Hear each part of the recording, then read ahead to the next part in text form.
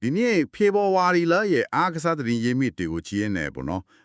်အာဆင်နယ်ရဲ့ကွင်းလေယူ Declan Rice အကြောင်းကိုနည်းန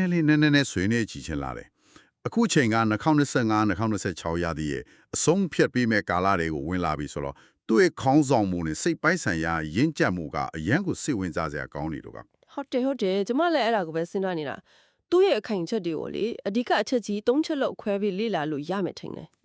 ်စိတ်ဝင်စားစရာပဲဘယ်ချက်တွေဖြစ်မလဲပထမဆုံးကတော့အသင်းရဲ့တိုးတက်မှုအပေါ်သူ့ဘယ်လောက်ဂုဏ်ယူနေလဲဆိုတာပေါ့ဒုတိယကတော့အသင်းအတွက် legacy တစ်ခုထားခဲ့ခြင်းနဲ့သူ့ရဲ့ပြင်းပြတဲ့စံတ legacy အမွေအနှစ်ပေါ့အမွေအနှစ်နောက်ဆုံးတစ်ခုကတော့ပြိုင်မက်တည်းရဲ့ PR ကိုရင်ဆိုင်ကျော်လွှားလို့တဲ့သူ့ရဲ့ majority စိတ်တက်ပဲကောင်းပြီကဲဒါဆိုပထမချက်နဲ့ဆက်လိုက်ကြအောင်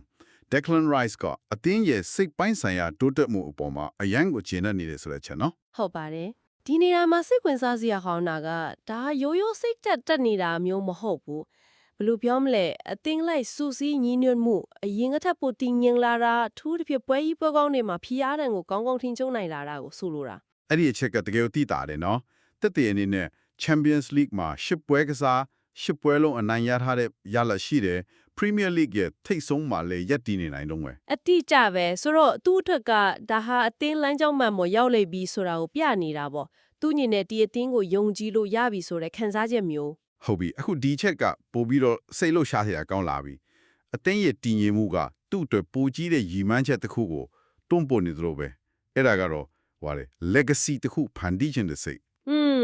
်အဲ့ဒီ legacy ဆိုတဲ့စကားလုံးရဲ့နောက်ွယ်မှာအဓိပ္ပာယ်အများကြီးရှိတယ်နော်ဟုတ်တယ်အဓိကကတော့ Arsenal အသင်းနဲ့22နှစ်ကြာဝေးကွာနေတဲ့ Premier League ဖလားကိုပြန်ရယူချင်တာဒါရိုးဖလားတလို့မဟုတ်တော့ဘူးသမိုင်းဝင်အောင်မြင်မှုတစ်ခုဖြစ်သွားပြီအဲ့ဒါနဲ့ပတ်သက်ပြီးသူကသူ့ရဲ့အသင်းဖော်တွေကိုလည်းတိုက်တွန်းထားတယ်လို့သတင်းတွေမှာတွေ့တယ်ဒီသင်းမှာ legacy တစ်ခုချန်ထားခဲ့ခြင်းရင်လာမယ့်လပိုင်းဒီမှာအစွမ်းကုန်စူးစမ်းကြမယ်ဆိုပြီးတော့လေအဲ့ဒီချက်ကသူ့ရဲ့ခေါင်းဆောင်မှုပုံစံကိုပြနေတာပဲသူတရုတ်တက်ရှိကသွားတာမျိုးမဟုတ်ပဲအားလုံးကိုသူ့ရဲ့ရည်မှန်းချက်ထဲဆွဲခေါ်သွားတာတပ်ပြင်သူကိုယ်တိုင်လည်းကစားသမားဘဝပွဲပေါင်း200ကျော်ကစားပြီးပြီလေအတွေ့အကြုံရဲ့ကစားသမားတယောက်အနေနဲ့သူမှတာဝန်ရှိတယ်လို့ခံစားနေရတာအသင်းကို fly အောင်တွန်းအားပေးရမယ်ဆိုတဲ့စိတ်ကဲဒါဆိုရင်ဒီအချက်တွေအားလုံးကလက်တွေ့မှာဘလို့အတိတ်ပဲတက်အောင်တလဲဆိုတာကိုကြည့်အောင်မကြသေးခင်က Brentford အသင်းနဲ့တည်ရကြခဲ့တဲ့ပွဲပြီးမှာ Rice ရုပ်ခဲ့တဲ့စကားကသူ့ရဲ့ရက်ချက်မှုကိုအယံတိတာစေတယ်အဲ့ဒီစကားကျမလည်းတော်တော်သဘောကျတယ်သူကဒါဟာ roller coaster ရာတီတစ်ခုပါလို့ပြောသွားတာနော်ဖလားလိုပွဲကလွယ်မယ်လို့ထင်နေရင်ခမည်းတော်ဟာနုံအလွန်ရရောက်ပါလိမ့်မယ်လို့ပွင့်လင်းပြောခဲ့တယ်ဒီစကားကအရေးကြီးတဲ့မေးခွန်းတစ်ခုကိုမေးလာစေတယ်ဒါကသူလက်လျှော့လိုက်ခဲ့လေတန်လားတောင်းမဟုတ်ဒါမှမဟုတ်ပို့ပြီးလက်တွေ့ကြရင်ဆိုင်ဖို့ပြင်ဆင်နေတာလားဆိုတာပဲကျွန်တော်ထင်တာတော့ဒုတိယတစ်ခုပဲအတိအကျပဲအဖေကတော့သူဟာပြိုင်ဘက် Man City ရဲ့ဖိအားပေးမှုတွေအပြင်ကဝေဖန်တန်းတွေကိုလစ်လူရှူပြီးကိုယ့်အလုပ်ကိုအာယုံစိုက်ဖို့ဆုံးဖြတ်ထားတာသူကအခြေအနေမှန်ကိုလက်ခံထားတာပေါ့ Premier League မှာအမားရွေးမရှိသွားလို့မရဘူးဆိုတာကိုသူသိတယ်ဟုတ်တယ်သူ့ရဲ့ခံယူချက်ကိုအဆုံးသတ်အနေနဲ့ဒီစကားနဲ့ညီကုန်းချုပ်ထားတာသိကောင်းတယ်ကျွန်တော်တို့ကတိုက်ခိုက်ရေးသမားတွေပေါ့လက်ကြရည်ပြန်ထားမယ်ဘသူကအောင်နိုင်သူဖြစ်မလဲဆိုတာအဆုံးအထိကြည့်ကြတာပေါ့ဒါကတကယ်တိုက်ပွဲဝင်စိတ်တတ်ပဲဒီစကားမှာသူ့ရဲ့ခံယူချက်အားလုံးကိုတွေ့နိုင်တယ်ပြီးတော့ဒါဒီအောင်ခြုံမှုကြည့်လိုက်ရင်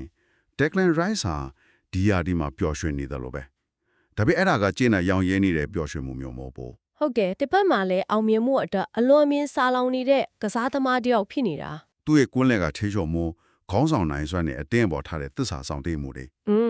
အဲ့ဒါဒီအားလုံးက2016ခုနှစ်ရဲ့ Arsenal အောင်မြင်မှုခီးလန်းအတွက်အဓိကတော့ချက်ဖြစ်နေတယ်လို့ပြောလို့ရတယ်ဟုတ်ပါပဲရာဒီကွန်ဖီရတဲ့အမြင့်ဆုံးရောက်လာတဲ့အချိန်မှာလေနီးဖြူအားပိုင်းတဲ့စိတ်တပိုင်းဆိုင်ရာကြံခိုင်မှုကပိုရေးကြည့်လာတတ်တယ်အဲ့ဒီအချိန်မှာ Declan Rice လိုမျိုးတီငိမ်ပြီးမာကြောတဲ့ခေါင်းဆောင်တယောက်အသင်းမှာရှိနေတာက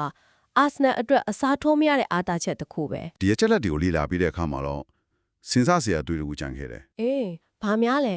ဲခေတ်သစ်ဘောလုံးလောကမှာပေါ့မီဒီယာတွေရဲ့ PR လူမှုကွန်ရက်ကဝေဖန်မှုတွေပြိုင်ဘက်အသင်းတွေနဲ့စိတ်ပိုင်းဆိုင်ရာစစ်ပွဲတွေပြင်းထန်လာတဲ့အခါမှာအသင်းတစ်သင်းရဲ့အောင်မြင်မှုအတွက်ကစားသမားတစ်ယောက်ရဲ့ကွင်းသွင်းခြေစွမ်းထက်ကွင်းပြင်ဘက်ကနေအသင်းရဲ့စိတ်ဓာတ်ကိုဥဆောင်နိုင်တဲ့အရေးသွေးကပို့ပြီးအရေးပါလာပြီလား